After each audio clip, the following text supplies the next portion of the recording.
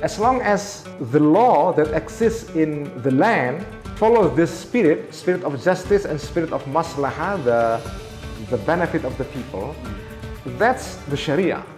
My intellectual energy was dedicated to reforming Islamic thought, but now my focus is different. My focus is in maintaining and preserving the traditions. Because in my opinion, traditions has resourceful potential to heal the wound inflicted upon us by modern world.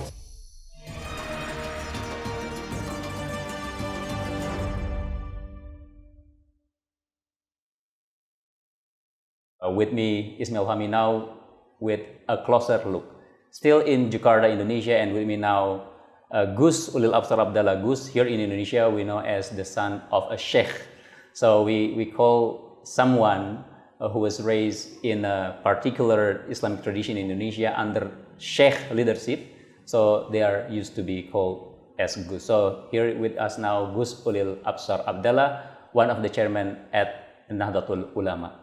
Good afternoon, Gus. How are you, Gus? Alhamdulillah, I'm good, yeah. Thanks for having me in this conversation. Gus, as we know that you are raised in an Islamic tradition in a particular way that is not conventionally usual overseas, that is pesantren.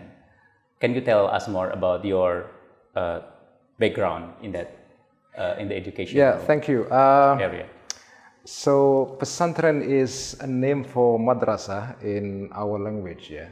So in Arabic you call madrasah, but in Indonesian, Islamic educational system in Indonesia, we use the term pesantren, which is originally from Sanskrit, basically from santri. Pesantren is a place, is an institution where people study Islamic sciences. And the student, the talib, is called santri. The place where you study Islamic sciences is called pesantren. So I grew up in pesantren environment since childhood. My father is also an alim, kiai. That's the word, a Javanese word for alim in our language, in Javanese language, in Java, not Japan, yeah. Javanese, not Japanese. It sounds similar. So my father is a kiai, is an alim running a small madrasah or pesantren or Islamic seminary where I grew up and studied basic Islamic sciences for 15 years, starting from basic sciences like, you know, aqidah, Islamic legal studies like fiqh, Islamic jurisprudence, mysticism, Arabic grammar, Arabic eloquence or balagha, and so forth. So this is the normal place, the normal educational system where many Muslim students from Java and also from other ethnic groups. Java is the name of ethnic group, the largest ethnic group in Indonesia.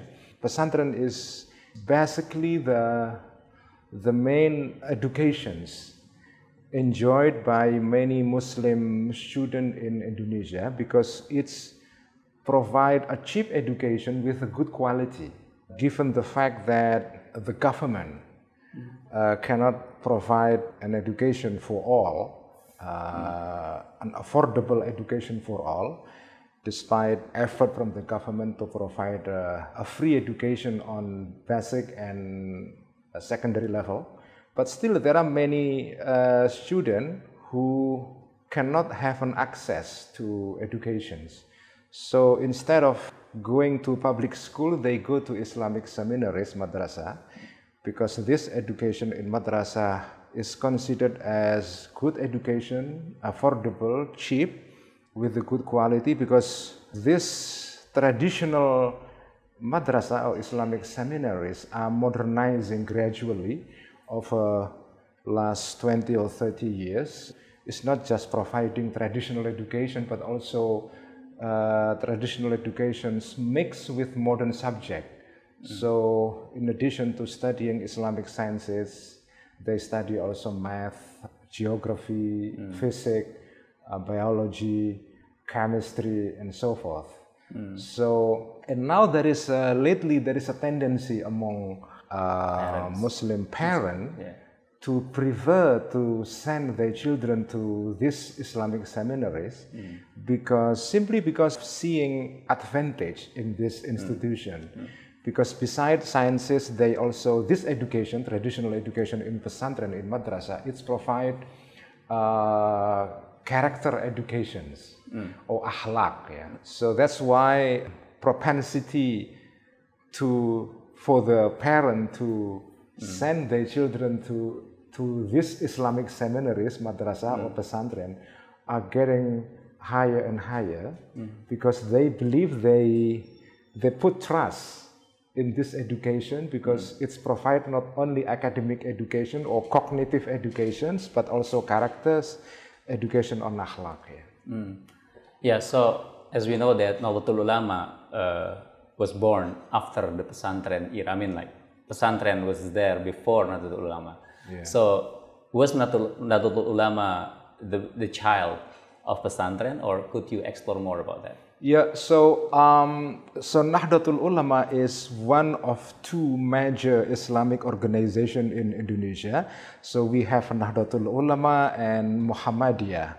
Muhammadiyah was born first in 1912, and then several years later, in 1926, Nahdlatul Ulama was born. In 1926, by many Muslim scholars, ulama, who went to Hijaz, to Mecca, to study Islam.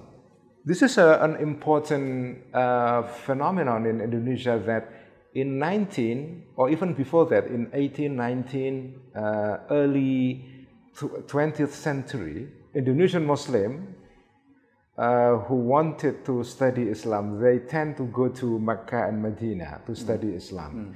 That's where they went to get a better education and high quality Islamic education. So the founder, we call Muassis, the founder of Nahdlatul Ulama, were alumni of Hijaz, of traditional Islamic education in Mecca and Medina.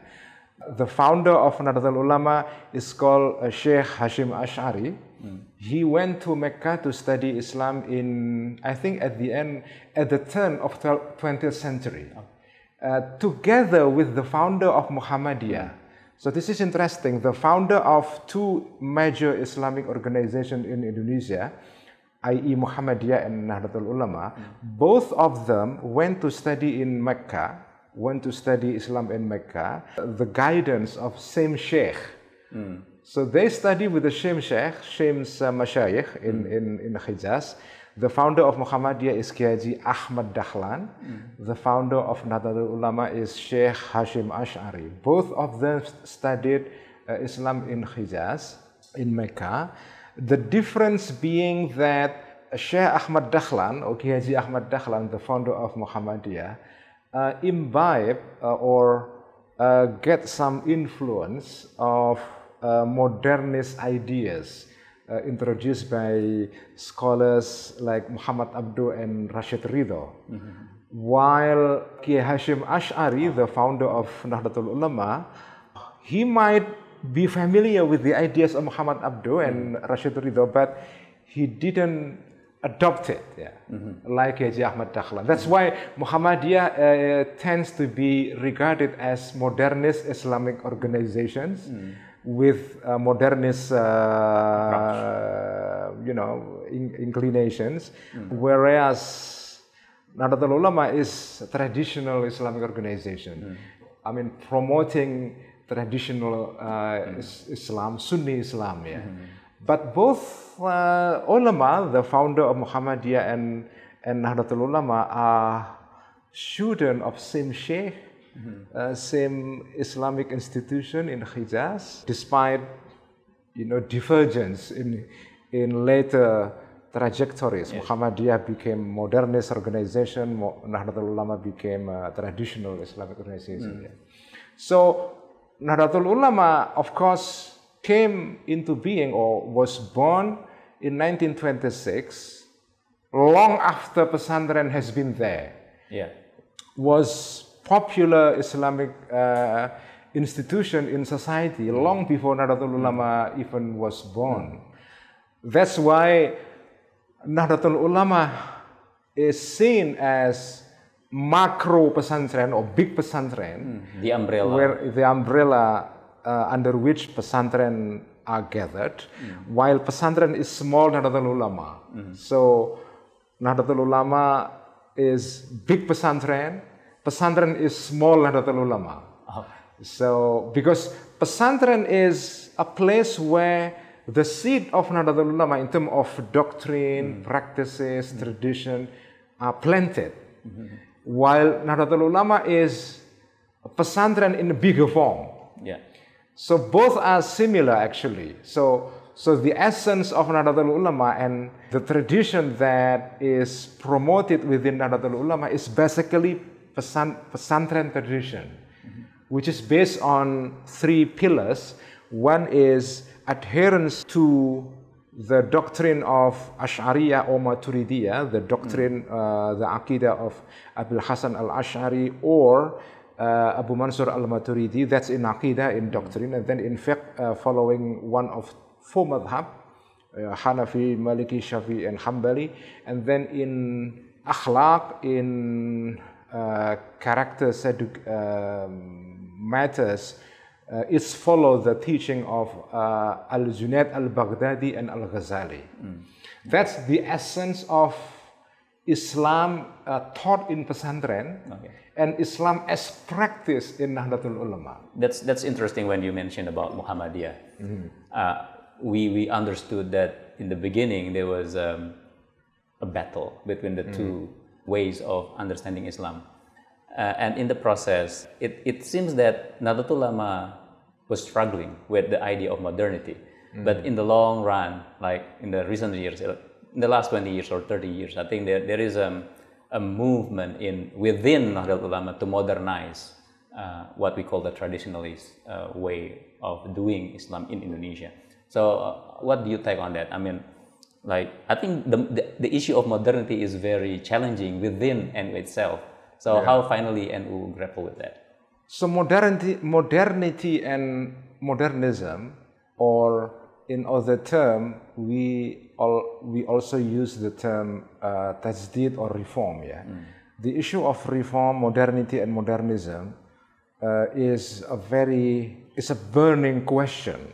Is an important question for Muslim living in 20th century, especially when Muslim had an encounter with the Western civilization. There is a big question, that's disturbed Muslim mind, that's concerned Muslim mind. Why does the West progress while Muslim world regresses? Yeah?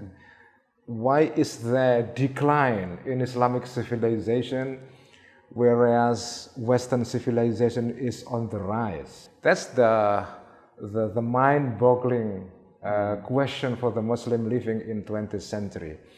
Muhammadiyah follow the teaching of Muhammad Abduh, that's advocate for adoption of partial adoption of Western spirit, which is rationalism, technology, and also modern educations. Whereas Nahdlatul Ulama try to stick with traditions, but it doesn't mean that scholars or ulama within Nahdlatul Ulama are not open to the Western or to the modern world. Yeah, they are open to the modern worlds. They do not reject the change. They can accept a change as long as it is still within the parameters of traditions. Yeah. Just for example, a good case in point to showcase that traditional ulama in Indonesia are not in rejection of change and modernity is that when Indonesia, the state of Indonesia, the national state of Indonesia was declared as independent state in 1945, independent from the Dutch colonialism, it was declared not as an Islamic state. So when Indonesia became an independent state, it was not a theocratic state. The new state that was declared was a national state or nation state, ad-dawla al-wataniya in Arabic. Yeah. Interestingly, majority of the traditional ulama accept this idea of nation state. They didn't see the idea of nation state as antithetical to Islam.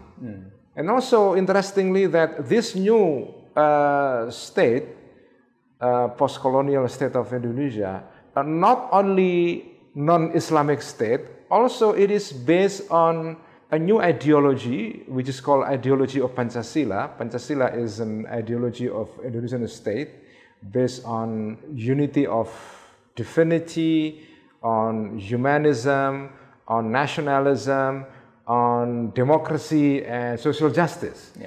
Those are 5 principles upon which this new state are based. Yeah.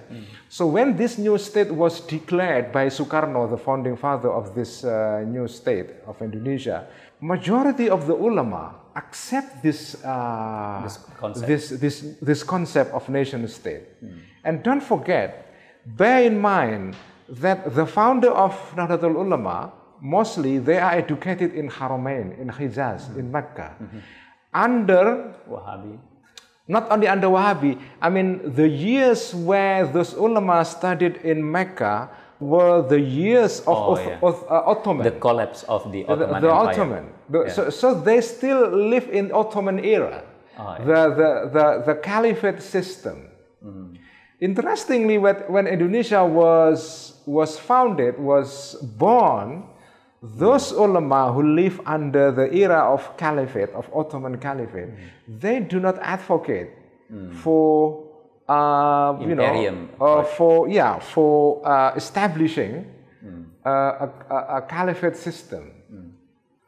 So that's a good example of how the ulama can adapt themselves with a modern changing situation. Yeah.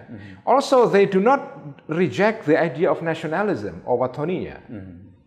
As long as this wataniya, this ideology of nationalism, is not xenophobic nationalism, as long as it is open nationalism that is not based on hatred for the strangers, the foreigners, it's okay. They are okay with the ideology or with the idea of the nationalism. Yeah, one of the most popular statements from the founding fathers of Nahdlatul Ulama is Hubbul Watan al Iman. Is it particularly uniquely Nahdlatul Ulama or in Indonesia, or is it known overseas as well? I think the idea that nationalism is good, that nationalism is not antithetical to Islamic doctrine, is not particularly unique to Indonesia. It is actually common spirit across the world, in Islamic world. Yeah. If you turn our eyes to other part of Muslim worlds in early 20th century, almost you can see everywhere an acceptance among the ulama to the idea of nationalism, of wataniya. Because wataniya is, back then, is considered as important method to fight against colonialism. So this is, wataniya is not considered as an aqidah. No, wataniya is considered as a way to fight against colonialism. That's why there is no difficulties among the ulama everywhere, not only in Indonesia, everywhere, I guess, to accept nationalism. So you've mentioned that nationalism, accepting nationalism as part of the contributions, one of the contributions from Nahdlatul Ulama to Indonesia and probably to the world. But could you explore more other contributions like pluralism? How do you call it? I mean, I think there are if we want to enumerate, there's a lot. There should be a lot. yes, some contribution from Indonesian experience to the Muslim world and also to the world in general, we can name some of them. One of it is the idea, of course, first of all, the idea that nationalism and Islam are not mutually contradictory. Islam is not antithetical to nationalism. That's first. Second, there is also an understanding among Indonesian ulama. National law is acceptable. That Muslim can live under the modern legal system. Because as you may understand that the new state of Indonesia, the law that is adopted in the new state of Indonesia is not an Islamic law. Yeah. So Indonesia is not an Islamic state, it's not a theocratic state, and the law practiced in Indonesia is not an Islamic law. Islamic law or element of Islamic law can be absorbed within the national legal system, but the national legal system is not an Islamic system. And this legal system is accepted by our ulama. So if you are Indonesian Muslim living in Indonesia, you should abide by this law, because this is the law of the land. As long as the law doesn't contradict Islamic law, then you must abide by this law. And this is in contrast to the views of certain Muslim movement. Recent movement. Yes, recent movement. So there is certain Islamic movement that think that national law existing in Muslim state today are not Islamic. So we cannot accept the existing legal system in Muslim state today. Like Indonesia, for example. We in Indonesia, we do not live under Islamic law. So this is a non-Islamic system. We should reject it.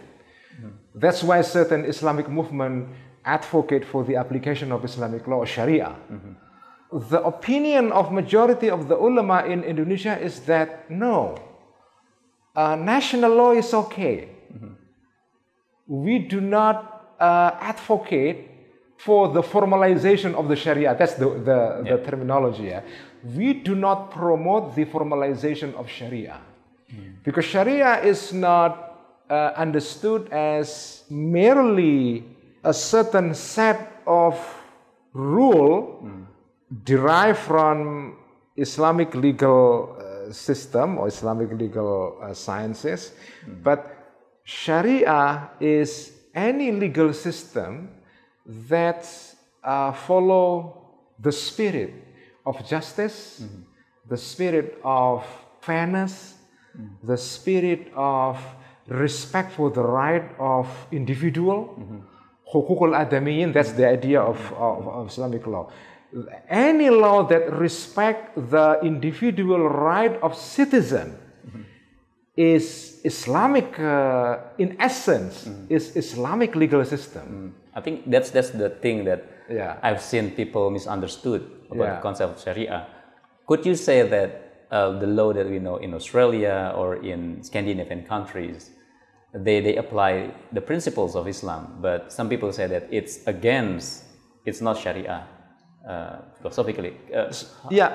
So if we return to our traditions, in our tradition there is epistemology, way, a certain way of knowing thinking, thinking, in which there is a differentiation between the hukukul ilah, hukukullah, divine right, and then hukukul adamiyin, the right of the people, the right of the people.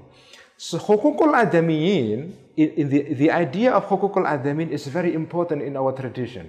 Hukukul adamiyin, which means the right of people, is an idea in which we should promote justice.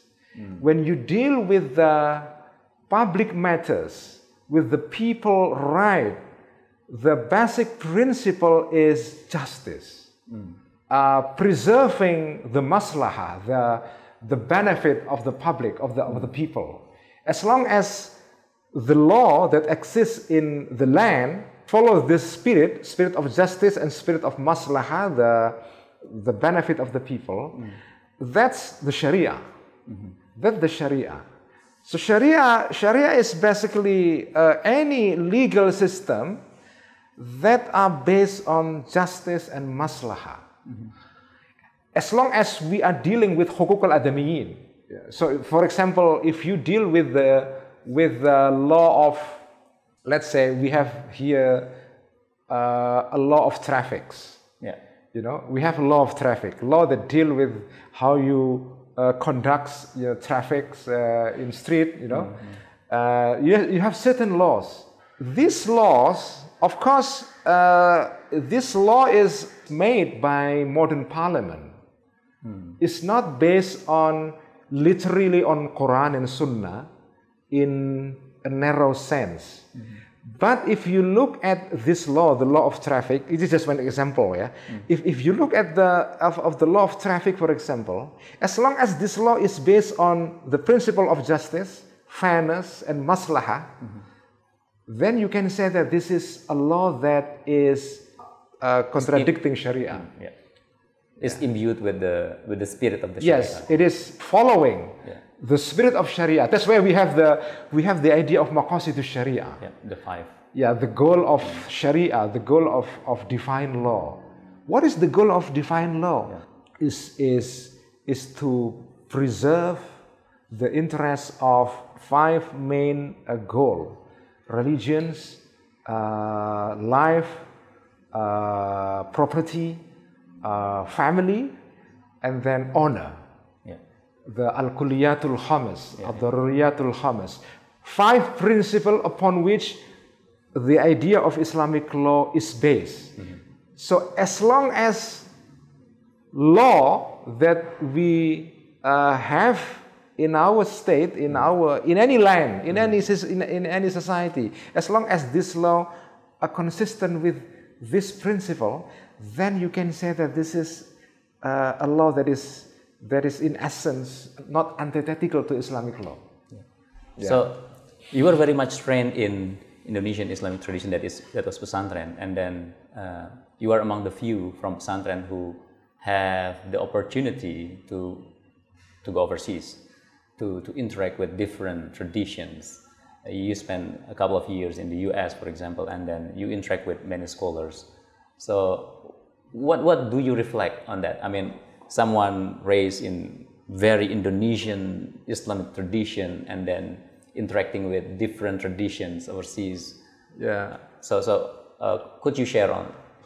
I think the challenge of the modern Muslim ulama, the Muslim scholars, is that sources of knowledge are now multiple. You have multiple sources of knowledge. You have traditional Islamic knowledge, you have modern knowledge, you have a new scientific or new Islamic scientific endeavor that is based on modern system. For example, if you go to modern Islamic universities, what you see there is not just an Islamic educations in its traditional form. You have also a modern element in the modern Islamic university. So in there you have a mix of Islamic traditions and modern traditions. You have a mix of ulum taqlidiyah, the traditional sciences, and then the new system, the new methodologies. So you have three sources of methodologies. You have traditional methodology, you have modern secular methodology, you have a mix of Islamic and secular methodologies. So those three traditions, in my opinion, should not be seen as mutually exclusive. I would say that traditional science or traditional Islamic sciences should learn from modern methodology as well.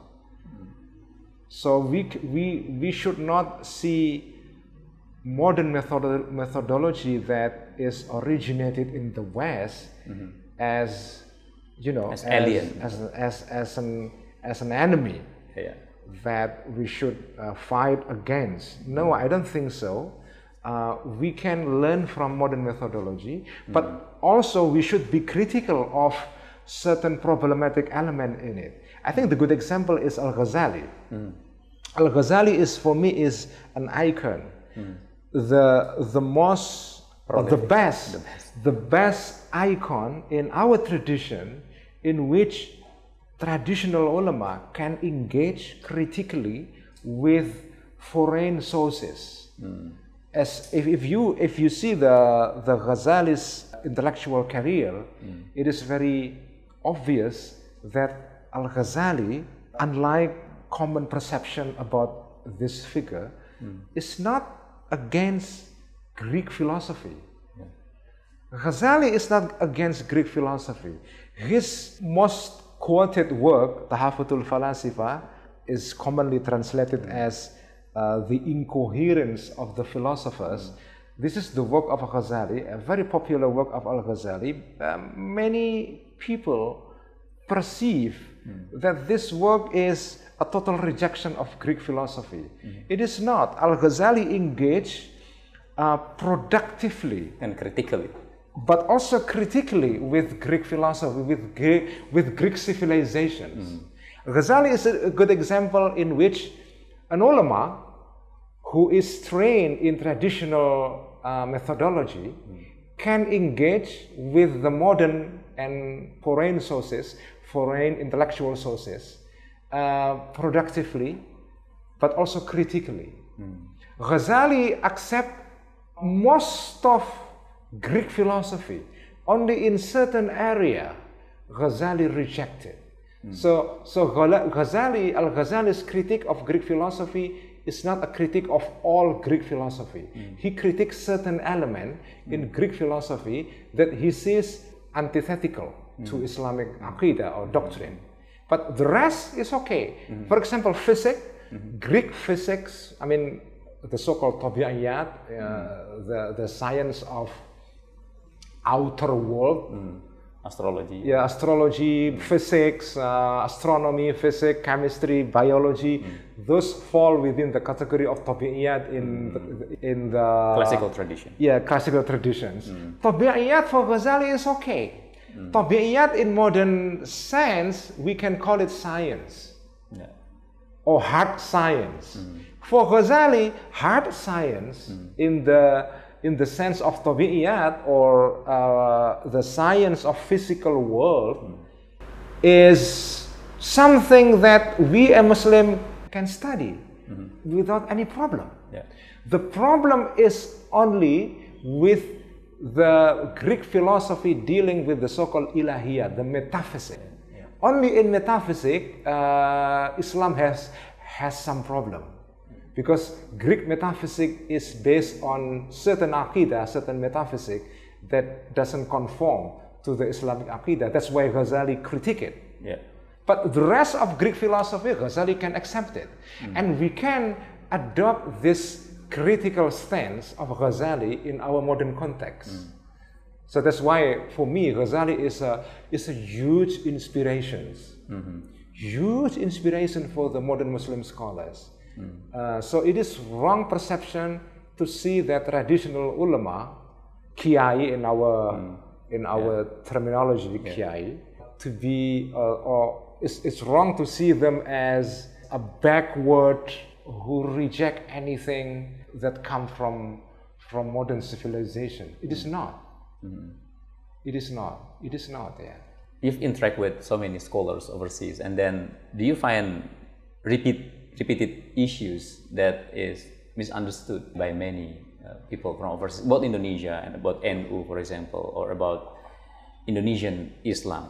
I was raised in traditional milieu, in traditional pesantren, in traditional education, and then but I went to a modern university.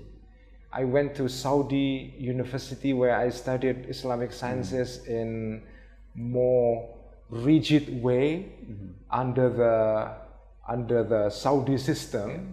Lipia. Yeah, Lipia, Jakarta. This is a Saudi university in Jakarta. I went there for 5 years. I studied Sharia or Islamic law in Saudi University in Jakarta, and then I went to the state to study comparative religion in Boston University. So the thing I can learn from those three traditions, to those three type of system, is that I have certain issue with three systems. I mean, there are certain shortages or weaknesses in traditional education as well, but also there are certain shortages and weaknesses in Islamic studies as taught in Saudi University, but also there are some shortages and some weaknesses in how Islamic studies in the West are conducted in the West. But I learned from three of them. I learned from how Islamic and religious studies are conducted in modern universities in the West. I learned a lot.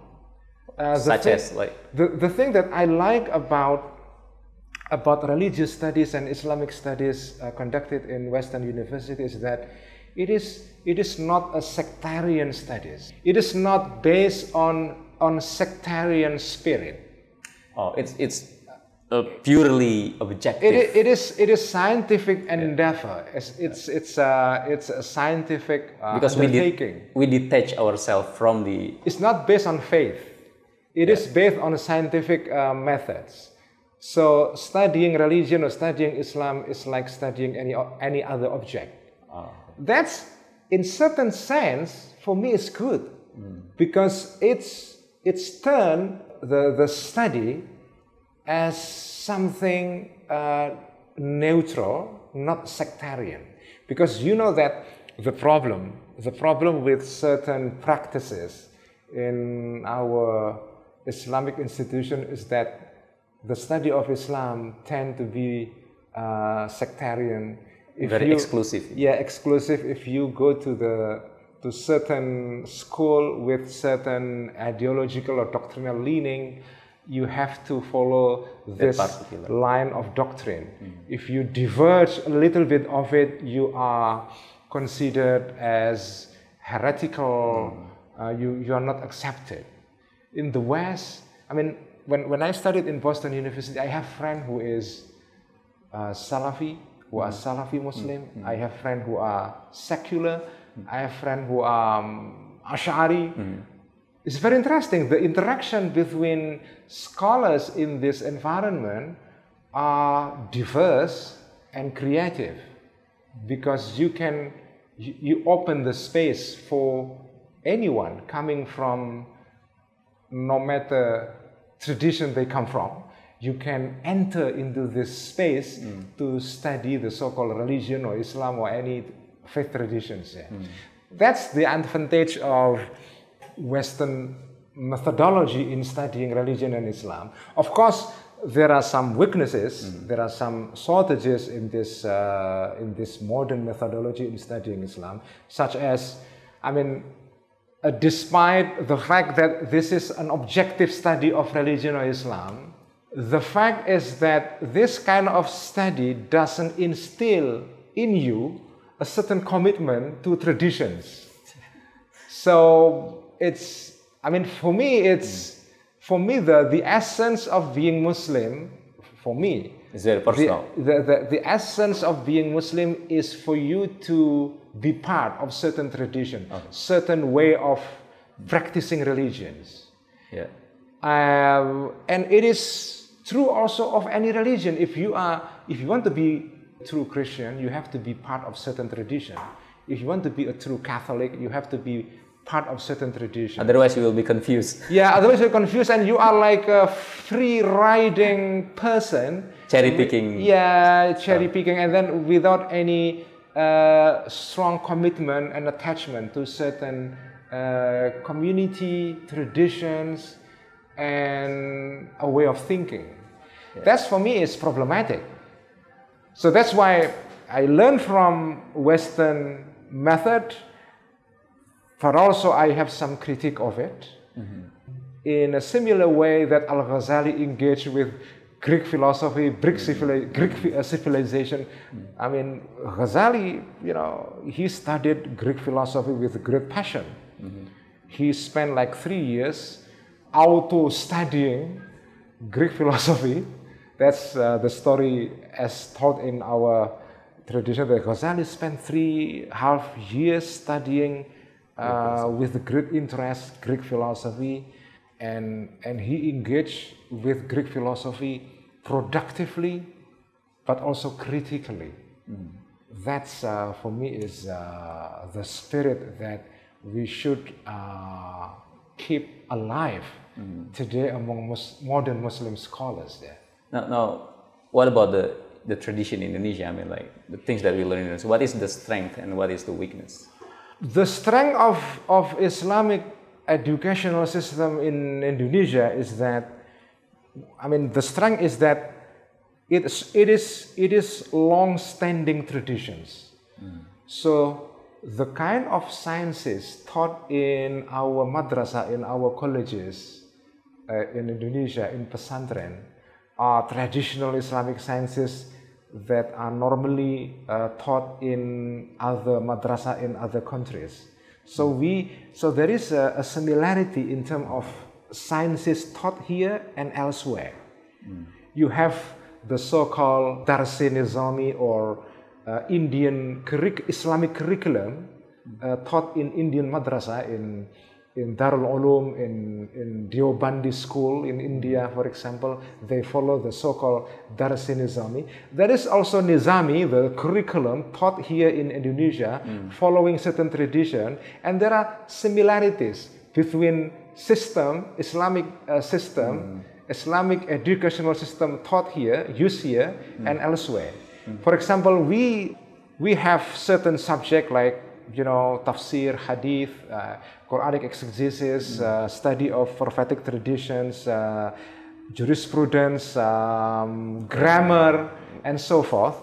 But also there are certain unique Indonesian element in our system. Like here, I think I can see that the degree of openness among our ulama to modern sources is quite strong, is quite wide, is quite high. So our ulama, of course, there are many ulama. Ulama is not a monolithic entity. There are many kind of ulama, but if you look at the Indonesian ulama, in average, there is a degree of openness, al-infitah, openness to modern sources. They can learn easily from modern sources. They do not, because in other countries, for example, traditional ulama are quite resistant to the modern sources, to the modern context. They want to fortify, to stick with the tradition quite strongly. They cannot accept any rethinking, any new methodology, for example. Here, the situation is that our ulama is quite open.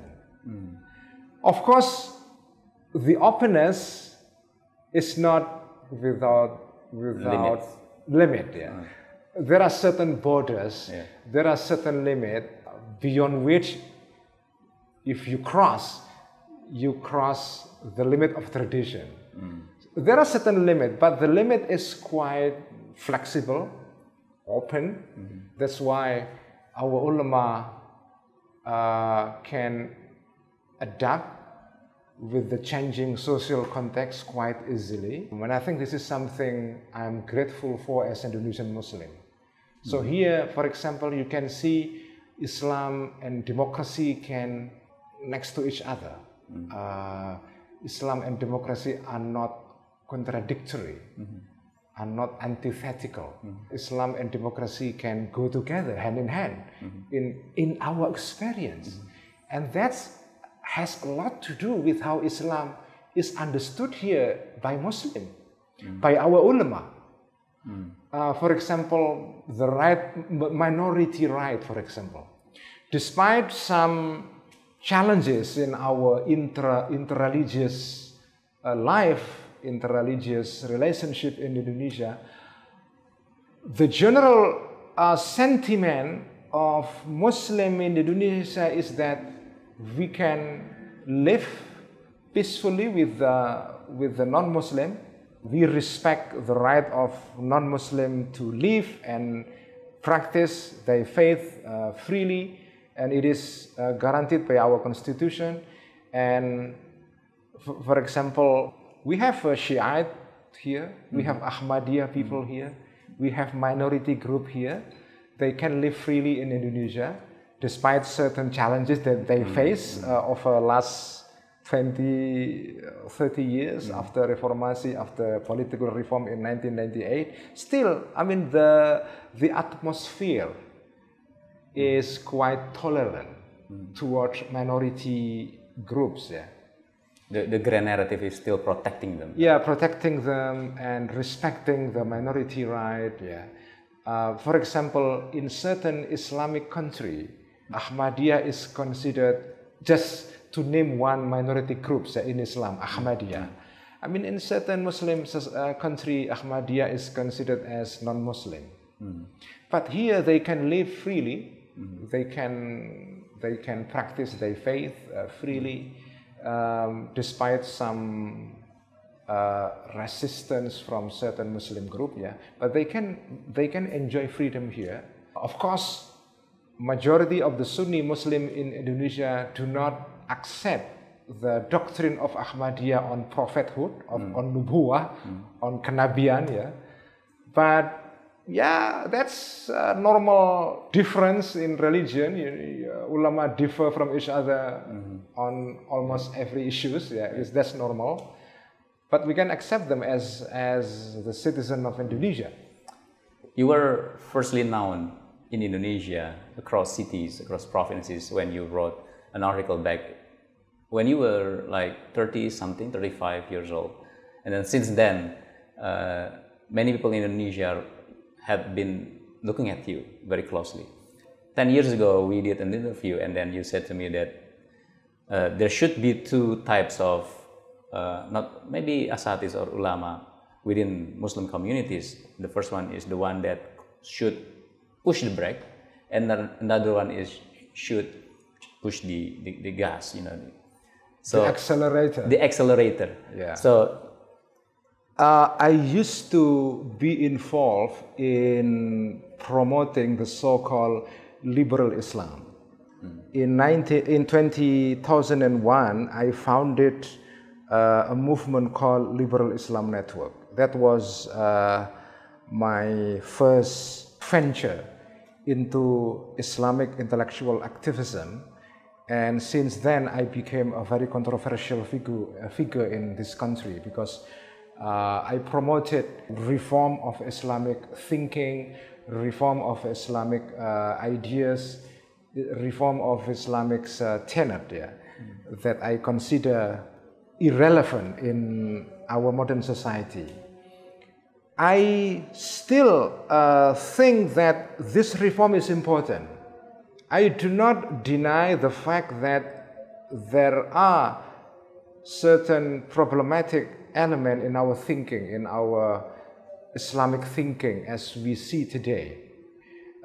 Islamic thought on women, on minority rights, on the relationship between religion and state and so forth. There are still some problem here.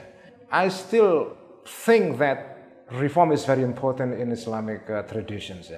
But 10 years ago, I mean over last 10 years ago, the focus of my thought switched a little bit from reform to traditions. I mean 20 or 30 years ago, my intellectual energy was dedicated to reforming Islamic thought, but now my focus is different. My focus is in maintaining and preserving the traditions, because in my opinion, traditions has resourceful potential to heal the wound inflicted upon us by modern world. I should admit that despite many positive fruit that we can derive from modernity, there are certain problems. There are many issues in modern world that we should tackle seriously. And I think tradition is very important in helping us tackle these modern issues. Yeah. That's why over the last 7 or 8 years, I dedicated myself to studying and lecturing on Al-Ghazali. I did and still doing regular lectures every week on Ghazali. I read Ihya Ulumuddin, one of the main texts of Ghazali on Sufism and mysticism for public lectures. I've been doing it for 7 or 8 years, non-stop, every week. I think it's since 2017. Yeah, Thursday night, yeah. On Thursday night, from 8 to 9 p.m., I do these lectures for public audience. Online, reading and explaining and interpreting Ghazali's text. And Ghazali for me is a very important figure, and as I said before that, Ghazali is a huge inspiration and a model for Muslim scholars, ulama, who live through modern challenges. Yeah. The essence of Ghazali, in my opinion, is that Ghazali can engage critically with foreign sources, foreign civilizations. We do not reject completely, but we do not accept completely. So we are doing a critical engagement. We are engaging critically with intellectual tradition that's come to us from others. That's for me is the essence of traditions, critical engagement with others. We respect others, but also we critique others. Because we have tradition, we have certain tenet that we should maintain, we should preserve, but it doesn't mean that we live in isolated island, repudiating or rejecting others. No, we live as a family of humanity. We interact with others, we live with others, we learn from others, but also we have traditions. Thank you very much, Gus Ulil. Until next time. Terima kasih, Gus.